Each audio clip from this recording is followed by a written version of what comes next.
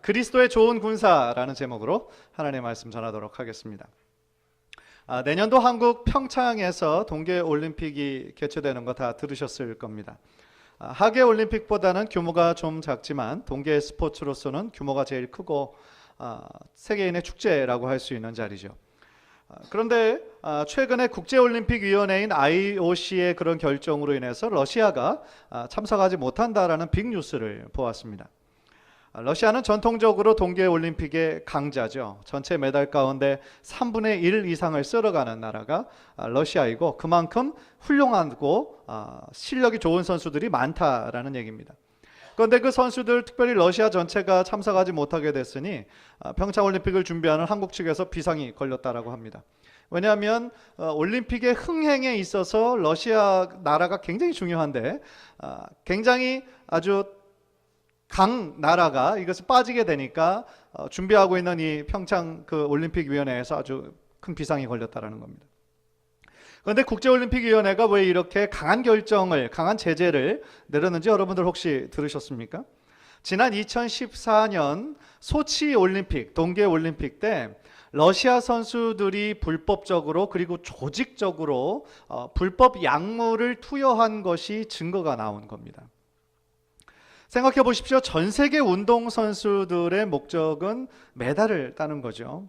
정당한 그런 방법과 정당한 기준에 정말 이루어서 승리를 하는 것이 목적인데 어떤 선수들은 불법 약물의 힘을 얻어서 순간적인 더 에너지를 얻어서 승리했다라고 한다면 다른 선수들의 입장에서는 얼마나 억울한 일입니까? 그것은 엄연한 불법이고 스포츠맨십에도 어긋나는 그런 행동이었죠. 스포츠 경기에서 한 승리가 값질 수 있는 것, 그것은 바로 올바른 방법과 기준 위에서 정정당당하게 겨루어서 얻어진 결과일 때만 의미가 있는 것이죠. 오직 승리에만 눈이 멀어서 금하고 있는 그 약물로 그것을 투여하고 법대로 하지 않고 그 승리를 얻으려고 한다면 이번에 러시아의 경우처럼 최고의 제재를 받게 된다라는 것을 우리는 배우게 됩니다. 그런데 이런 페어플레이 정신이 꼭 운동 경기, 어떤 올림픽에만 해당되는 것인가? 저는 아니라고 생각합니다. 규칙을 준수할 뿐만 아니라 그 분야에서 최선을 다하는 자세는 우리 모든 삶의 분야에서 반드시 필요한 자세이고요. 특별히 오늘 본문에 나오는 사명자의 자세에서도 여전히 유사하다라고 저는 생각합니다. 오늘 본문에서 바울은 디모데에게 복음 전도자의 사명과 어떤 역할들을 설명하고 있는데요. 세 가지 비유를 들어 설명하고 있어요. 그것은 군사이고 또 하나는 경기하는 자이고 또 마지막으로는 농부의 비유입니다. 그렇다면 바울이 디모데에게 전하는 이 비유를 통하여서 우리들에게 깨닫기를 원하는 그 메시지는 무엇일까요? 우리는 주님의 복음을 맡은 사명자로서 또 복음대로 살아가야 할 임무를 가진 사람들로서 어떤 삶을 살아야 할까요? 오늘 말씀을 듣는 가운데 그 해답을 얻고 또 여러분의 삶 가운데 실천하는 귀한 은혜가 있기를 주님의 이름으로 간절히 축원합니다. 첫 번째로 바울은요, 디모데에게 그리스도의 은혜 안에서 강해지라 그렇게 권면하고 있습니다. 1절을 보십시오. 내 아들아, 그러므로 너는 그리스도 예수 안에 있는 은혜 가운데서 강하고. 바울은 먼저 디모데에게 내 아들아 라고 부르고 있습니다. 실제적으로 본인이 낳은 아들이 아니죠. 그러나 자신이 복음을 전해서 그가 복음 사역자가 되고 이렇게 아름답게 믿음이 성장하는 것을 볼 때 바울의 마음이 너무 기뻤던 것이죠. 그래서 지금 디모데 전후서도 결국은 자신의 후임으로 에베소 교회를 목회하고 있는 디모데가 더 훌륭하게 그 목회 사역을 감당하도록 쓴 개인적인 편지가 바로 디모데 전후서 아니겠습니까? 그 복음 안에서 낳은 자이기 때문에 그런 심정을 갖게 된다라는 것이죠. 제가 서울에서 학생부 전도사로 96년도부터 99년 제가 유학을 오기 전까지 3년 반 동안 학생부 전도사로 사역한 적이 있습니다. 제가 미국 유학 때문에 오게 될 때, 그래서 그곳에서 사역을 그만두게 될 때에 그 중에 한 친구가 저에게 쓴 편지가 지금도 기억이 나요.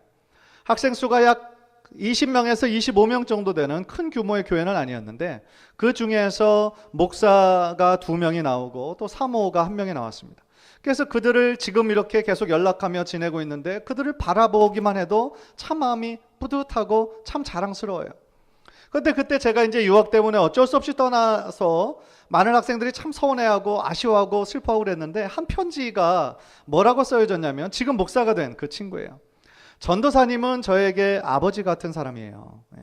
그렇게 쓴 편지의 내용이 지금도 기억이 납니다. 비록 학생부 사역이었지만 어떤 때는 힘들고 마음대로 안 되고 그럴 때가 당연히 있었을 거 아니겠습니까? 때때로 힘들고 수고한 만큼 열매도 없는 것 같고. 그런데 돌아보니까 복음 안에서 학생이 정말 예수를 믿고 또 결국엔 더 나아가 사역자가 되고, 그런데 그 친구에게 저는 그때 당시 전도사였는데 아버지와 같은 존재다, 그런 말 보았을 때 너무나 깊은 감동이 되었어요. 저는 여러분들에게도 이런 일이 좀 일어났으면 좋겠어요. 꼭 사역자에게만 이런 일이 일어나는 것이 아니거든요. 여러분이 복음을 전해서 신앙을 가지게 되고 교회 안에 들어와서 세례를 받고 집사가 되고 교회 안에서 일꾼이 되는 것을 보는 것, 그것은 정말 경험해보지 못한 사람은 알 수 없는 엄청난 축복이고 엄청난 기쁨이거든요. 만약에 그분이 계시다면 그분들에게 여러분은 영적인 은인인 셈이고 영적인 아버지와 같은 그런 사람들이거든요. 나이를 떠나서, 어떤 경험을 떠나서. 그런 일들이 정말 여러분들에게도 앞으로 인생 가운데 많이 일어났으면 좋겠습니다. 바울이 내 아들아 라고 부르면서 디모데에게 너는 그리스도 예수 안에 있는 은혜 가운데서 강하라, 그렇게 권면해요. 이 권면의 뜻이 무엇일까요? 많은 성경학자들은 디모데가 육체적으로 연약했고 또 성격적으로도 굉장히 소심하고 유약했다라는 거예요. 그래서 바울이 이 디모데후서뿐만 아니라 성경의 여러 구절에서 바울의 그 디모데의 연약함을 알았기 때문에 더욱더 강하고 담대하기를 원했다라는 거죠. 맞는 해석이라고 생각을 합니다. 그런데 저는 이 구절에서 중요한 것은 단순히 강하라고 말한 것이 아니라 그리스도 예수 안에서, 은혜 안에서 강하라고 했다라는 점에 있어요. 무슨 이야기냐면 자신의 힘과 의지만으로 강해지는 거, 담대해지는 거, 그게 가능하겠습니까?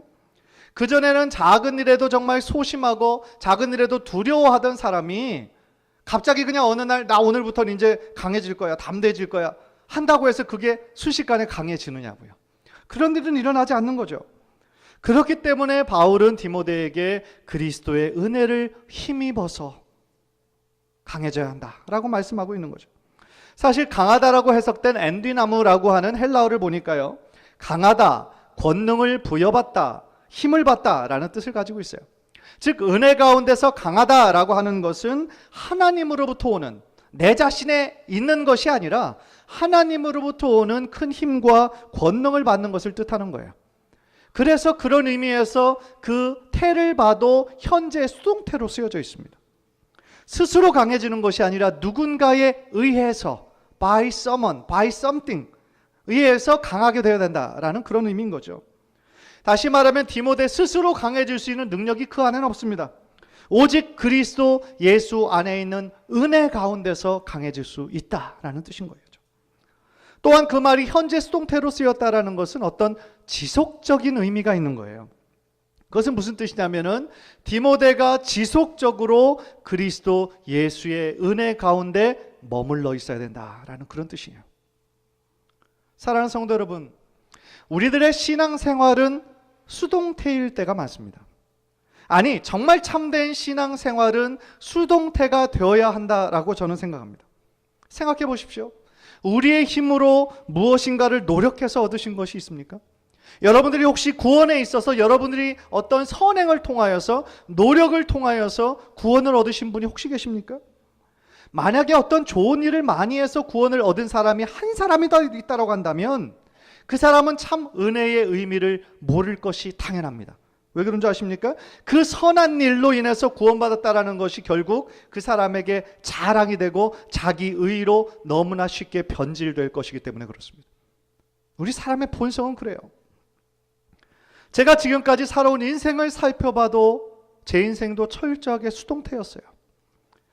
제가 사역자가 되기로 중학교 3학년 때 은혜를 받고 그 길을 가겠다라고 선택했다라고 제가 한 2번 정도 말씀을 드렸어요. 그러나 그것은 나의 능동적인 선택이 아니었어요. 하나님의 부르심 때문이었죠. 하나님께서 저를 그렇게 부르셨기 때문에 제가 그것에 믿음으로 응답한 것이지, 제가 저의 아버지가 목회하는 그 장면을 보니까 뭐 괜찮은 것 같고, 뭐 대접도 잘 받는 것 같고, 뭐 이 가업으로 물려받아도 괜찮겠다, 그렇게 생각해서 한 게 아니라는 거죠. 제가 LA 남쪽에 얼바인에서 사역하다가 이곳 뉴저지로 온 것도 사실은 철저하게 수동태예요. 하나님께서 이곳으로 보내셔서 이곳으로 온 거죠. 제가 능동적으로 이 지역을 알아보고 뉴저지 중부 지역이 어떤 지역인가, 이 교회는 무엇인가, 어떤 교회인가, 그것을 제가 알아보고 왔다면 아닌 거죠. 그저 하나님께서 일하시고 이끄시는 대로 순종한 결과였던 거예요. 제가 존경하는 목사님 중에 한 분이 그 남폭교회 원로 목사님으로 섬기시는 박영선 목사님이십니다. 하나님의 열심이라는 책으로 굉장히 유명하신 분이죠. 박영선 목사님이 기독교 신앙생활의 실체가 무엇인지에 대해서 최근에 좀 유명해진 김관성 목사님이라는 분이 계신데요. 침례교 목사님이신데, 그 목사님이 우리 신앙생활 가운데서 있을 그런 궁금함을 박영선 원로 목사님에게 질문하고, 그것을 박 목사님께서 답변하는 형식으로 그것을 정리해서 쓴 책이 직설이라고 하는 그런 책이 있어요. 그런데 그 책에서 이 김관성 목사님이 그런 질문을 던집니다. 보통 삶이라는 것이 자신이 계획하고 움직이고 성취하는 거 아닙니까? 그것이 인생 아닙니까? 그 질문에 박 목사님은 이렇게 대답하셨어요. 아닙니다. 삶은 수동태입니다. 그 말의 의미는 인생에 있어서 우리 마음대로 되는 게 하나도 없다라는 거예요. 결국 궁극적인 우리들의 운명은 하나님의 손에 달려있더라는 거죠. 그래서 결국 신자들의 삶은 수동태이고 그분의 붙드심이고 그분에 의해 이끌려가는 삶이라는 거예요. 사랑하는 성도 여러분, 우리들의 인생 참 미스터리하지 않습니까? 솔직히 우리들이 원하고 꿈꾸는 대로 잘 되지 않을 때가 우리들의 계획대로 될 때보다 훨씬 더 많아요. 왜 그럴까요? 우리의 생각으로는 아무리 이해하려고 노력하려고 해도 해답이 없어요. 하나님께서 일하시는, 우리들의 인생에 일하시는 방법은요, 우리가 온전히 이해할 수가 없는 거예요. 박영선 목사님께서 우리들의 신앙생활이 정말 이해할 수 없는 이유에 대해서 이렇게 말씀하셨어요. 제가 직접 인용이기 때문에 앞에 화면에 띄웠습니다. 하나님께서 우리를 그의 선하심과 그의 목적과 승리로 데려가시지만 그 승리는 물질이나 물건으로 주어지지 않고 각각의 인격과 실존에 담아내야 하기 때문이며, 이를 이루시는 방법은 하나님께서는 고난을 사용하신다. 하나님께서는 우리의 기대와 상상력을 깨시며 그분의 목적은 우리보다 훨씬 크시다. 이 무슨 의미인지 여러분들 이해가 되시죠? 하나님은 하나님의 선하신 목적대로 우리들 한 사람 한 사람을 이끄시거든요. 저는 그렇게 믿고 아마 여러분도 그렇게 믿을 거라 저는 확신합니다. 그런데 때때로 우리들의 삶에 원하는, 생각하는 승리라는 것이 우리들이 생각하는 것과 다를 때가 많은 거죠. 그 승리는 우리들의 인생이 잘 풀리는 거, 우리가 생각할 때 재정적으로 풍성해지는 거, 우리는 그것을 승리고 잘 되는 거라 생각하는데 하나님은 그렇게 생각하지 않으신다는 거예요. 하나님은 하나님의 그 넓은, 크고 위대한 성품을 우리들의 작은 인격과 실존에 담아내기를 원하시는데, 결국 예수님 닮아간다라는 게 그런 뜻 아니겠습니까? 우리들의 인격과 실존 안에 하나님의 선하신 뜻이 이루어지기를 원하시는데 그것을 이루시는 방법이 고난을 통해서라는 거예요. 그러니까 우리가 원하는 대로 되지 않는 거죠. 하나님 더 잘 믿으려고 노력하는데 더 큰 고난이 오는 거죠. 그래서 어떤 신앙이 약하신 분들은 차라리 교회 안 나가, 이러신 분들도 있어요. 내가 그전 교회 다닐 때보다 교회 다니니까 더 어려움이 많다 이거예요. 그래서 그것을 견디지 못하고 떠나시는 분들도 제가 본 적이 있어요. 그러나 하나님은 선하신 분이시고 우리들의 기대와 상상력을 깨시는 분이시고 그의 목적은 우리보다 훨씬 더 크시다라는 것을 정말 믿음으로 받아들이는 저와 여러분 되시기를 주님의 이름으로 간절히 축원합니다. 정말 그래요. 우리들의 인생 수동태인 우리 인생에서 정말 필요한 것이 하나 있는데요. 우리 인생의 매 순간마다 필요한 하나님의 은혜를 구하는 거예요. 그것은 우리가 적극적으로 능동적으로 해야 하는 일이에요. 제가 정말 좋아하는 구절이고 제자반 하신 분들도 아마 다 암송하신 구절이 히브리서 4장 16절입니다. 한번 화면을 보면서 다 함께 큰 소리로 한번 읽죠. 시작. 그러므로 우리는 긍휼하심을 받고 때를 따라 돕는 은혜를 얻기 위하여 은혜의 보좌 앞에 담대히 나아갈 것이니라. 아멘. 우리 인생의 대부분은 수동태로 이루어지지만 우리가 능동으로 해야 하는 일이 있어요. 그것은 때를 따라 돕는 은혜를 얻기 위하여 은혜의 보좌 앞으로 담대히 나아가는 일. 그게 뭐겠어요? 하나님께 예배하는 거고 하나님께 기도하는 삶인 거예요. 간절히 바라기는 우리 모두 그리스도 예수의 은혜 안에 지속적으로 머무르는 그런 삶을 통해서 주님께서 이끄시는 대로, 주님께서 원하시는 대로 순종하며 나아가시는 귀한 성도님들 되시기를 주님의 이름으로 간절히 축원합니다. 두 번째로 바울은요, 디모데에게 내게 들은 바를 충성스러운 사람에게 부탁할 것을 명령하고 있어요.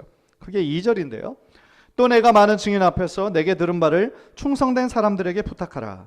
그들이 또 다른 사람들을 가르칠 수 있으리라. 바울은요, 자신이 지금 충성스러운 디모데를 후계자로 택한 거 아닙니까? 그래서 그에게 복음을 전해서 디모데가 또 다른 사람들에게 부탁하라는 거죠. 그런 식으로 해서 복음이 확장된다라는 것입니다. 그런데 사실 이 원리는 바울이 처음 얘기한 것이 아니라 예수님께서 이미 지상대명령에서 명령하신 거였어요. 마태복음 28장 20절을 보면 내가 너희에게 분부한 모든 것을 가르쳐 지키게 하라. 가르쳐 지키게 하라. 가서 모든 민족으로 제자를 삼고 세례를 주고 예수님의 진리의 가르침을 가르치는 것으로 끝이 아니라 그 가르친 대로 살 수 있도록 또 다른 사람을 가르칠 수 있도록 예수님께서 이미 명령하셨다라는 거죠. 그런데 그러면 여기서 바울이 말하고 있는 내게 들은 바, 그것은 무엇을 의미하고 있는 것일까요? 그것은 바로 앞장인 1장 13절에 그 답이 나오는데요. 너는 그리스도 예수 안에 있는 믿음과 사랑으로서 내게 들은 바 바른 말을 본받아 지키고, 바울이 전한 바른 말, 결국 복음이에요. 복음이고 복음의 바른 진리를 지금 의미하고 있는 것이죠. 그러니까 이 진리의 복음을 계속 전파할 수 있도록 충성스러운 일꾼을 발견하고 그 복음이 계속하여 퍼져나갈 수 있도록 하라는 바울의 명령인 것이죠. 그렇다면 누가 충성스러운 사람입니까? 여기서 충성스러운 사람은요, 복음과 진리에 충성스러운 사람을 의미하는 거예요. 즉 복음에 대해서 단순히 지적으로만 아는 사람들이 아니라 그 복음대로 살아가는 사람들을 의미하는 거죠. 가르치는 것과 그들의 삶이 전혀 일치하지 않는다면 그런 사람은 충성스러운 사람이라고 말할 수 없을 거예요. 자신이 무엇을 믿고 있는지 분명하고 믿고 있는 진리대로 그렇게 살아가도록 노력하면서 자신의 말과 행동으로 다른 사람을 가르칠 수 있는 사람, 그 사람이 바로 충성스러운 사람이라는 거죠. 저는 바울이 이 충성스러운 사람을 얘기하면서 바로 앞장에 1장 후반부에 나오는 사람들을 머릿속에 떠올렸을 것이라고 저는 생각해요.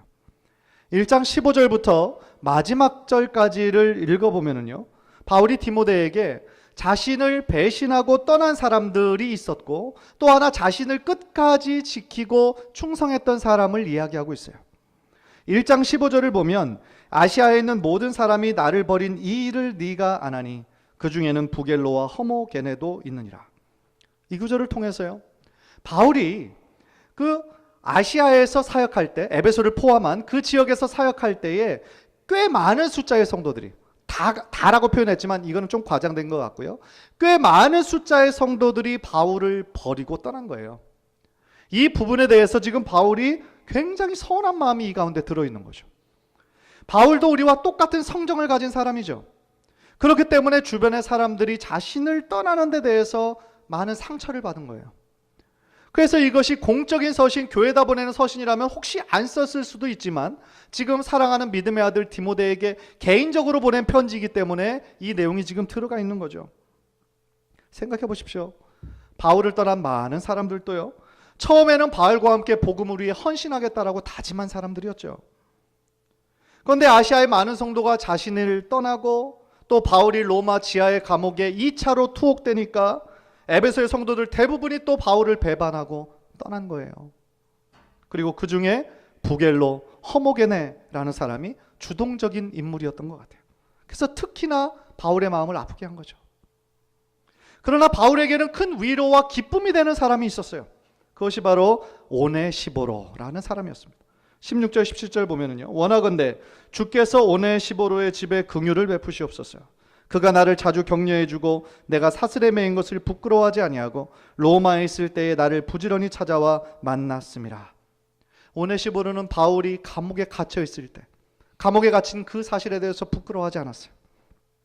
오히려 자신을 찾아와 자신을 격려하고 그전 개역 한급할 버전을 보니까 그의 마음을 유쾌하게 했다. 바울의 마음을 기쁘게 한 거예요. 바울은 감옥에 있으면서 그 오네시보로의 귀한 봉사와 그 사랑의 마음을 절대로 잊을 수 없었던 거죠. 그래서 디모데에게 그 오네시보로를 다시 상기시키면서 그의 가정을 위해 하나님께서 복 주시기를 기도하고 있는 거예요. 사랑하는 성도 여러분, 저는 저와 여러분 모두가 정말 오네시보로처럼 하나님 앞에 충성스러운 사람이 되기를 간절히 소원합니다. 간절히 바라기는 우리가 믿는 그 복음과 진리에 충성스러운 사람이 되어서 주변에 또 다른 사람들에게 복음을 전하고 가르치는 데 쓰임받는 귀한 성도님들이 되시기를 주님의 이름으로 간절히 축원합니다. 마지막으로 우리는 오늘 본문에서 사명자의 삶에는 언제나 고난과 수고가 뒤따른다 라는 사실을 발견하게 됩니다. 바울이 사실은 디모데후서 전체의 본론과 같은 역할이 2장인데요. 2장에서 원하고 전하고자 하는 메시지의 핵심은 뭐냐면 복음 사역자의 역할과 그 자세, 태도를 이야기하고 있어요. 그래서 그 예를 들어서 설명하는 것이 병사, 그리고 경기하는 자, 그리고 농부의 비유를 들어 그 복음 사역자의 사명에 대해서, 삶에 대해서 이야기하고 있는 것이죠. 그런데 제일 처음에 이 비유를 이렇게 묵상하면서 읽어보았을 때는 첫 번째 그 군사와 경기하는 자는 어떤 의미인지 좀 이해가 머릿속으로 쏙 들어오는데, 제일 마지막 농부의 비유는 이게 좀 문맥에 맞지 않는 것 같다라는 그런 생각이 들었어요. 그런데 더 깊게 묵상하고 세 가지 군사, 병사, 군사, 경계하는 자, 농부의 공통점이 있는데 그것이 바라면 고난이에요. 고난. 그리고 수고예요. 많은 고난이 있고 헌신이 있어야 된다라는 것이 그 공통적으로 있는 포인트라는 거죠. 3절 우리 한번 화면을 보면서 다 함께 읽겠습니다. 시작. 너는 그리스도 예수의 좋은 병사로 나와 함께 고난을 받으라. 바울은 디모데에게 그리스도의 병사가 되어 나와 함께 고난을 받으라 명령하고 있어요. 무슨 얘기예요? 병사가, 군사가 걸어가야 하는 길, 고난의 길이라는 거죠. 바울은 디모데에게 이미 1장 8절에서 복음과 함께 고난을 받으라 그렇게 명령한 적이 있어요.